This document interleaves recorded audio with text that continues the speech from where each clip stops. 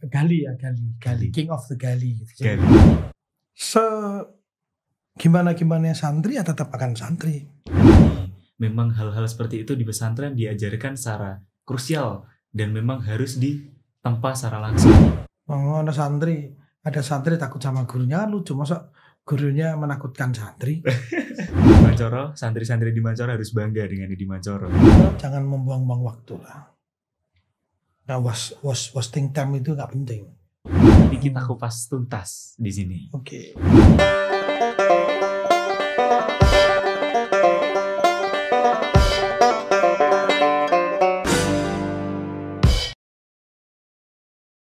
Assalamualaikum warahmatullahi wabarakatuh. Waalaikumsalam warahmatullahi wabarakatuh. Selamat sore, kembali lagi di podcast Bincang Santri Pondok Pesantren Edi Mancoro. Nah, kali ini perkenalkan saya Wahyu Akbar Wicaksono dan bertemu kembali dengan narasumber khusus kita yang kali ini tampil. Beliau adalah sosok pengasuh Pondok Pesantren Edi Mancoro yang juga menjadi dosen di UIN Salatiga. Perkenalkan, beliau adalah Dr. Kiai Haji Muhammad Hanif M. Hum. Selamat datang, Yai. Ya, sama-sama. Apa kabar, Yai? Alhamdulillah, sehat. Alhamdulillah. Jadi kali ini saya ingin berbincang dengan panjenengan mengenai tentang sejarah pesantren, kemudian tentang santri, dan juga nanti tentang masa depan pesantren Edi Mancoro. Oke, siap. Oke. Kita mau mulai dari mana? Silahkan. Baik, kita mulai dari awal hingga akhiri. Nanti kita kupas tuntas di sini. Oke. Untuk yang pertama, saya ingin bertanya terkait dengan pesantren Edi Mancoro ini. Kalau dilihat dari masa-masa lampau dulu nih, untuk awal berdirinya pesantren ini sejarahnya bagaimana, Yi? Ya, pesantren ini kalau dari sisi fisik tahun itu tahun 1989. Cuma kalau dari aktivitas pendiri pesantren yaitu almarhumah Kiai Haji Mahfud Ridwan. Jadi sepulang beliau dari Baghdad University lalu menikah dengan Ibu Nyai Nafisah. Itu dengan kegiatan dipusatkan di Masjid Darussalam Bandungan, Gedangan Tuntang Kabupaten Semarang. Itu sejak kurang lebih awal tahun 70-an. Berbagai macam kegiatan keagamaan, santri mengaji kitab dan lain sebagainya itu sudah dimulai. Termasuk dulu ada bangunan pondok lama yang didirikan oleh almarhum Simbah Kiai Haji Muhammad Soleh. Itu santri-santri sebagian tinggal di situ. Nah, tetapi berbicara tentang Edi Mancoro, maka startingnya adalah atau mulainya adalah tahun 1989. Itu 1989. ya, cuma embrio kegiatan ngaji, kegiatan macam-macamnya jauh sebelum 1989 itu sudah ada. Jadi memang sebelum adanya pesantren didirikan secara legal, memang kegiatan itu udah ada ya? Sudah ada. Luar sudah biasa. Ada. Dan ini yang menarik dari nama Edi Mancoro. Nama Edi Mancoro itu kan punya makna yang luar biasa nggak, Yi? Ya. Nah, untuk pengambilan nama tersebut itu awalnya bagaimana, Yi? Ya, ada versi atau menurut almarhum lah gitu ya, bahwa pesantren ini, nama ini gitu ya, diberikan oleh salah satu orang itu yang konon dulu sebagai Bromo Corah. Bromo Corah itu kalau sekarang itu apa ya? Ini ya Gali ya, Gali, King of the Gali gitu. Gali. Jadi kalau dulu ada orang-orang yang perampok dan macam-macam atau tukang garong itu, lah ini galinya. Jadi boss of the boss-nya itu orang ini. Nah, suatu ketika dia ini sudah pada titik nadirnya atau titik dari pencariannya selama ini terhadap spiritual, akhirnya bertobat. Persaksian tobat itu dilakukan oleh Kiai Mahfud, ya kan? Setelah itu, beberapa waktu setelah itu, orang ini berpesan atau semacam berwasiat kepada Kiai Mahfud kalau nanti punya anak tolong diberikan nama Edi Mancoro. Kira-kira itu. Nah, karena dari aspek keturunan secara biologis itu terakhir adalah anak keempat beliau, yaitu saya sendiri. Nah, setelah itu tidak lahir karena saya nggak punya adik. Maka kemudian begitu tahun 89 mendirikan sebuah lembaga ini, sebagai nama awalnya adalah Wisma Santri, maka Wisma Santri dinamakan Edi Mancoro. Kenapa Wisma Santri? Karena dulu Kiai Mahfud ini kan pegiat lembaga swadaya masyarakat. Jadi NGO, non-government organization yang bahasa kekiniannya itu. Nah, sering bikin kegiatan-kegiatan bersama masyarakat, bersama aktivis, bikin pelatihan, berbagai macam jenis pelatihan. Biasanya kan nyewa gedung di tempat lain. Akhirnya berpikir untuk kemudian kita buat gedung sendiri, menyiapkan segalanya sendiri, supaya lebih efisien dan lebih ngirit. Nah, berdirilah ini. Gedung yang sekarang kita kenal dengan Pondok Pesantren Edi Mancoro, dulu namanya Wisma Santri. Sedangkan Edi Mancoro itu sendiri maknanya adalah Edi itu baik, lalu Mancoro itu ya cahaya yang bersinar, bercahaya yang menyinari masyarakat lah. Intinya bahwa kehadiran Edi Mancoro ini memiliki tujuan dan fungsi yang paling utama adalah bagaimana memberikan pencerahan kepada masyarakat luas, terutama pada bidang-bidang keagamaan dan sosial kemasyarakatan. Jadi memang pengambilan nama tersebut diambil sesuai filosofi dan makna yang mendalam ya. Iya. Terkait dengan Edi yang bagus dalam bahasa Jawa dan Mancoro tadi. Dan sebenarnya ini anti mainstream. Kenapa anti mainstream? Di saat semua pesantren di Indonesia ini menggunakan nama dengan bahasa Arab. Darussalam, Ar-Risalah, Hidayatul Mubtadi'in misalnya, lalu Al-Falah, kemudian Raudhatul Sholihin, Riyadhus Sholihin, Raudhatul Talibin, bahkan Al-Ittihad atau apapun itu namanya, rata-rata kan menggunakan bahasa Arab. Dan ini Kiai Mahfud membuat salah satu, Kiai Mahfud membuat sesuatu yang anti mainstream, mendirikan pesantren atau Wisma Santri, tapi menggunakan nama yang sangat menjiwai dari local wisdom atau kearifan lokal dengan menggunakan bahasa Jawa. Begitu Mas Wahyu. Siap, ya Yu. Ini berarti memang luar biasa secara filosofis yang diambil dari Jawa itu memang diruat ya Yu. Ya. Jadi Arab digawa, Jawa digawa, Arab digarap, Barat diruat. Luar biasa. Selasa Kliwon. Selasa Kliwon. Jadi memang pengambilan nama Edi Mancoro ya bahkan melihat berbagai pesantren memang Edi Mancoro ini cuma satu. Edi Mancoro di Kabupaten Semarang. Tidak hanya di Kabupaten Semarang, di seluruh Indonesia. Seluruh Indonesia. Bahkan di seluruh dunia. Luar biasa. Edi Mancoro, santri-santri Edi Mancoro harus bangga dengan Edi Mancoro. Ya, karena nggak ada nama lain selain Edi Mancoro kecuali sini. Coba aja dicari. Misalnya Pondok Pesantren Al-Falah itu mungkin kamu cari bisa puluhan atau bahkan ratusan pesantren namanya itu. Tapi yang namanya Edi Mancoro hanya punya kita. Hanya di Edi Mancoro. Hanya di bidangnya yang original. Original. Jadi, kemudian kalau terkait dengan Edi Mancoro tadi, tentu tidak lepas dari pola-pola asuh dan kemudian pola pengajaran dari Al-Mahfurlah Kiai Haji Mahfud Ridwan yang gigi. Nah, dari Al-Mahfurlah Kiai Haji Mahfud Ridwan tadi, apa sih sosok yang menjadikan beliau itu salah satu sosok yang sangat dominan di tengah masyarakat? Ya, beliau ini adalah sosok yang sangat sederhana. Lalu orang yang mungkin kalau kita katakan sangat low profile, nggak neko-neko, selalu berpikir anti mainstream menurut saya. Ketika orang semuanya ke kanan, beliau ini tetap aja di tengah-tengah. Ketika semua orang ke kiri, dia tetap aja di tengah-tengah. Ini yang mungkin menjadi trademark gitu ya. Jadi semacam keunikan atau kekhususan yang melekat pada Al-Mahfurlah tentang sosok beliau yang sangat welcome dengan siapapun. Bahkan mungkin kalau saya sebagai anak Al-Mahfurlah ini, tahu saya selama hidup saya belum pernah dimarahin. Sejak kecil ini saya belum pernah dimarahin. Memang mencari sosok yang itu susah. Kedua,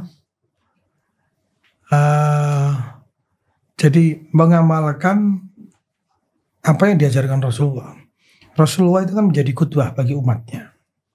Nah, Al-Mahfurlah ini ya termasuk salah satu kiai yang harus menjadi qudwah bagi santri-santrinya. Contoh, santri ketika pesantren kondisi kotor itu ya, beliau ini nggak perlu kemudian bangunin santri ngoprak-oprak, tetapi justru mengambil ember, lalu mengambil kain pel, ya kaca itu dilap oleh beliau. Sehingga kadang santri yang lewat jadi malu gitu.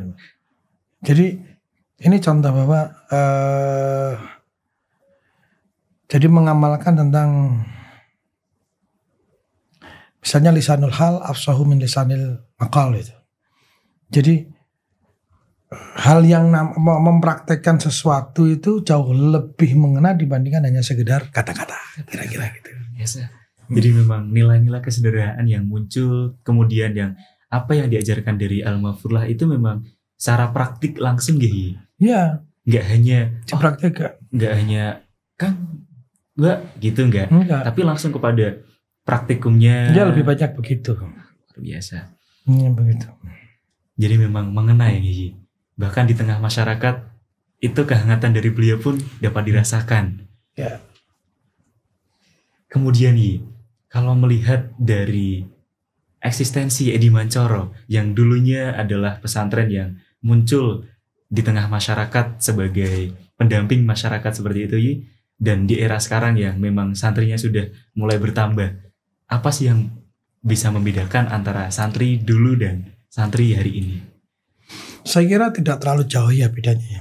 Hanya persoalan dari aspek cara komunikasi dan teknologi aja. Kalau santri ya gimana santri ya tetap akan santri. Dengan ciri khasnya yang sederhana, tetap tawadhu, mengedepankan sikap yang santri kan punya kebebasan itu ya. Kebebasan dalam arti yang positif, tidak kemudian bebas sebebas-bebasnya, tidak. Tapi mereka punya pemikiran yang bebas, selalu punya jiwa kesederhanaan, lalu tawadhu, lalu ikhlas.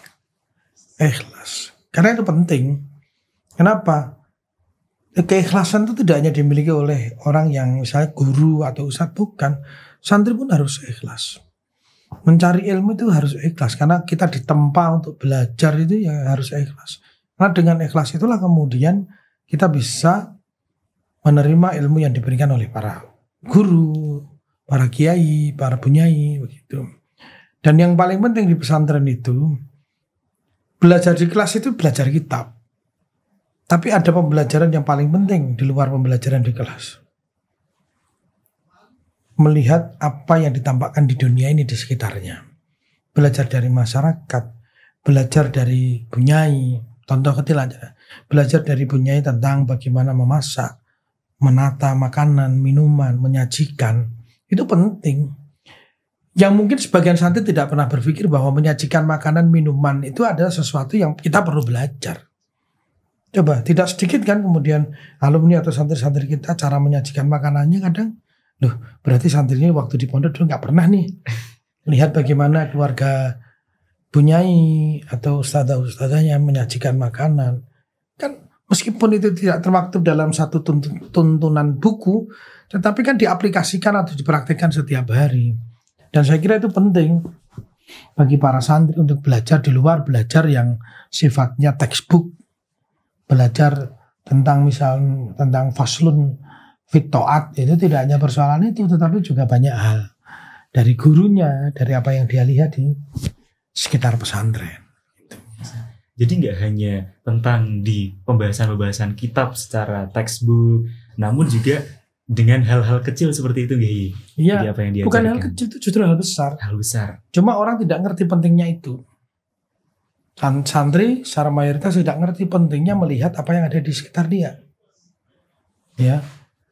Nah, ini yang kadang luput dari santri untuk belajar, gitu. Jadi mereka ngertinya di pondok itu belajar hanya dari kitab kuning. Enggak. Apa yang Anda lihat, melihat bagaimana orang-orang di sekitar masyarakat mengelola kegiatan sosial, itu juga penting. Karena faktanya nanti atau realitanya nanti kita akan berhadapan dengan itu ketika betul sudah kembali ke tatanan kehidupan masyarakat yang kita sesungguhnya itu. Luar biasa berarti. Memang hal-hal seperti itu di pesantren diajarkan secara krusial dan memang harus ditempa secara langsung gitu. Ya mereka tinggal, para santri ini tinggal bagaimana kepekaan melihat itu. Ya, karena itu kan dalam rangka sebagai bagian mempersiapkan diri mereka untuk terjun ke masyarakat. Ya. Baik, terkait dengan itu, kemudian jika melihat perjalanan pesantren Edi Mancoro yang sudah berjalan 3,5 dekade ini kan, nah kira-kira sih apa saja sih tonggak penting yang pernah terjadi di Edi Mancoro?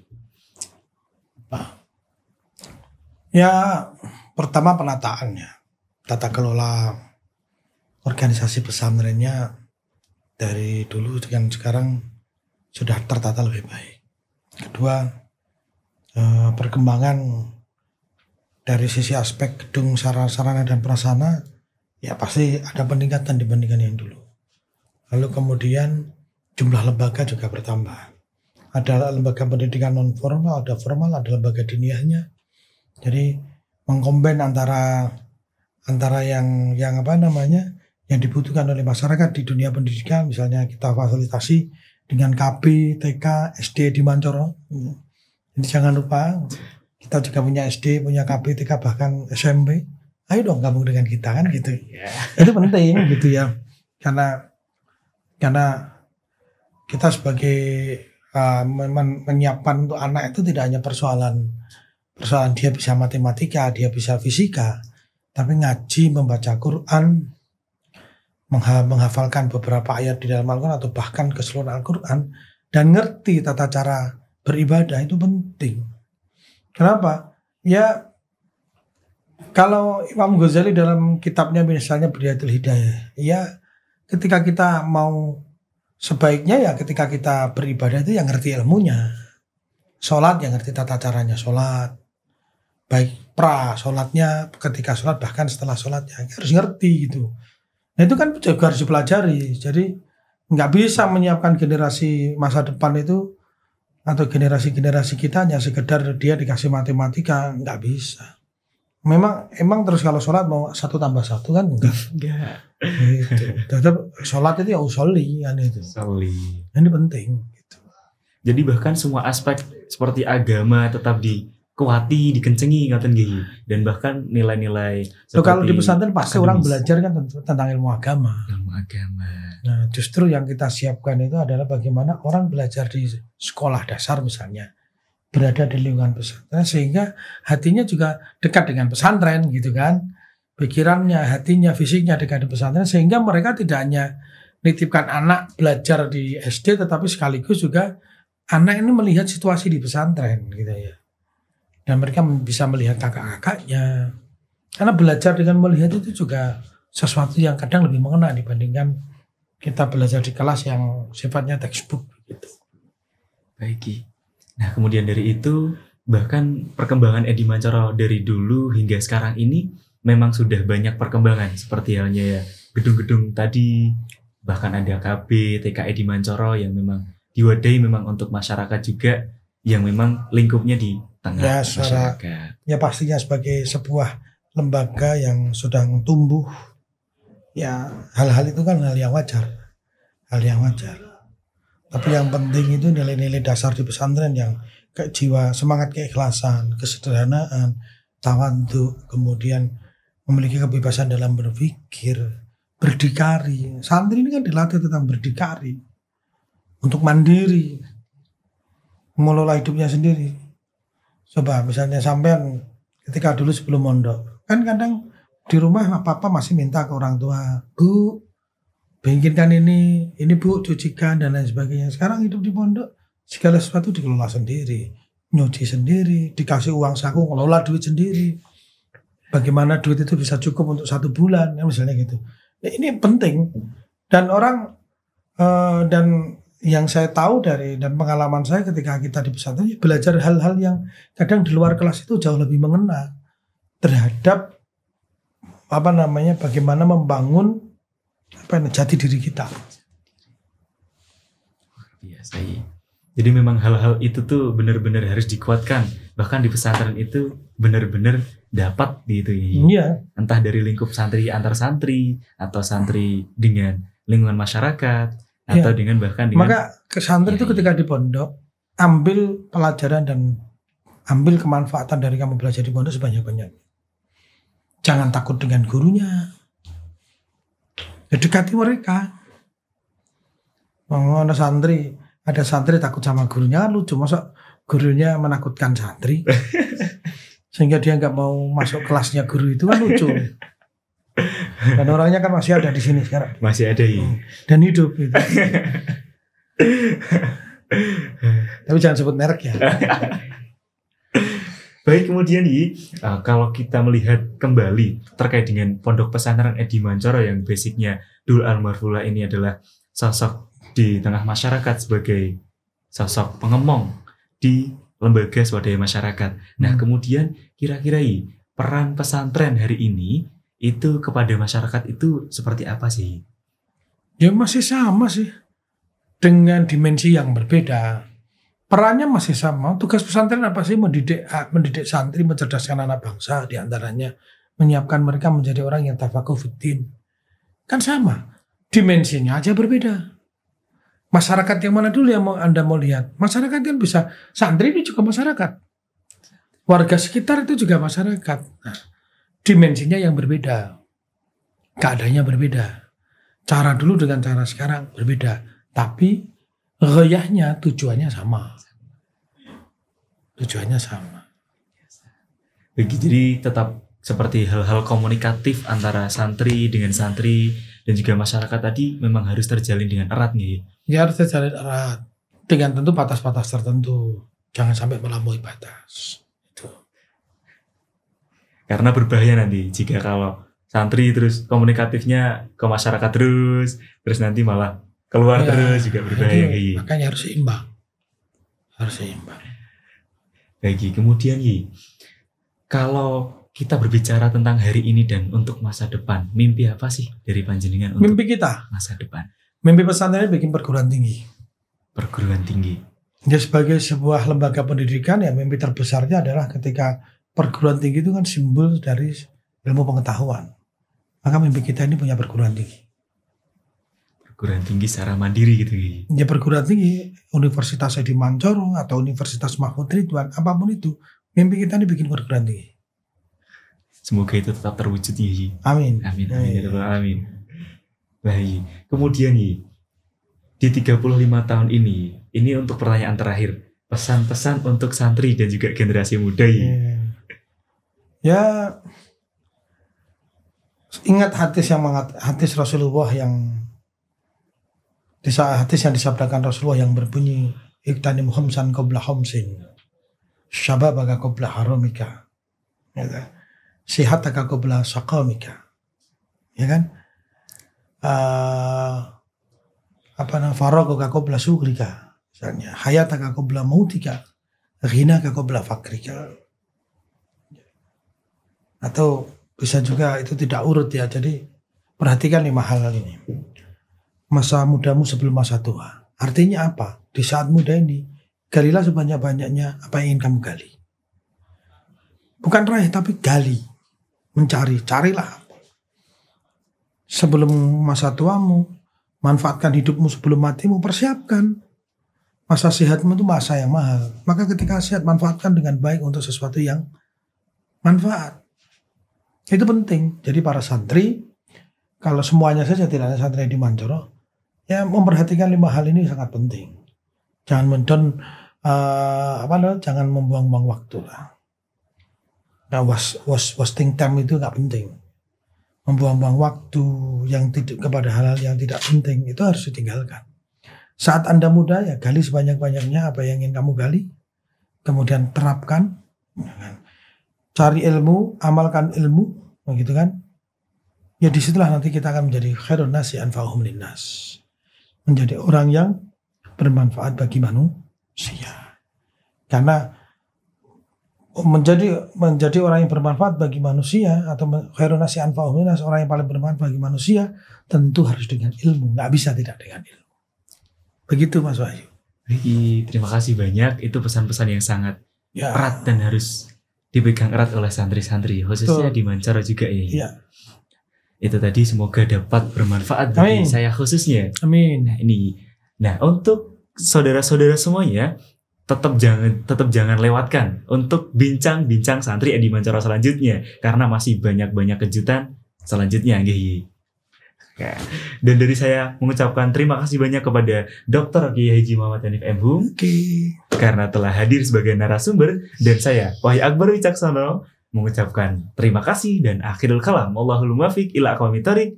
Wassalamualaikum warahmatullahi wabarakatuh. Dadah. Terima kasih.